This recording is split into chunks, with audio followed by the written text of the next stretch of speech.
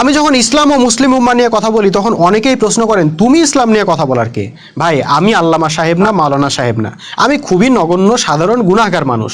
আমাদের আল্লামা সাহেবরা যদি তৌহিদের কথা বলতেন, দিন প্রতিষ্ঠার কথা বলতেন, কোরআনের বিধান মানার কথা বলতেন, মুসলমানদের মুক্তির উপায় তুলে ধরতেন, তাইলে আমার মতো সাধারণ মানুষের ইসলাম নিয়ে কথা বলার কোনো দরকারই হইতো না। বরং উনাদের নির্দেশে আমার মতো হাজার হাজার মুসলিম তরুণ জীবন দেওয়ার জন্য প্রস্তুত থাকতো। কিন্তু যখন উনারা দিন প্রতিষ্ঠার চিন্তা বাদ দিয়ে দিন নিয়ে তর্ক বাহাস আরম্ভ করছেন, যখন উনারা কোরআনের শাসন প্রতিষ্ঠার চিন্তা বাদ দিয়ে কোরআনের আয়াত বিক্রি করে খাওয়া আরম্ভ করছেন, যখন উনারা মুসলমানদের ঐক্যবদ্ধ করার চিন্তা বাদ দিয়ে অনৈক্য করাকে জায়েজ করে দিতেছেন, তখন আমার মতো সাধারণ মানুষেরা ইসলাম নিয়ে কথা বলতে বাধ্য হইতেছে। আপনি কয়জনের মুখ বন্ধ করবেন? 1400 বছর আগে আবু জাহেলও বিশাল বড় আল্লামা ছিল। যখন আবু জাহেলের মতো পণ্ডিত ইসলামের বিরোধিতা শুরু করলো, তখন আল্লাহ কৃতদাস বেলালকে দিয়ে সত্যের ঘোষণা দেওয়ালেন। আল্লাহর পরিকল্পনা কিন্তু মারাত্মক।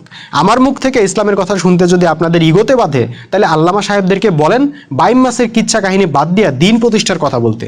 দেখেন তারা সাহস করে কিনা।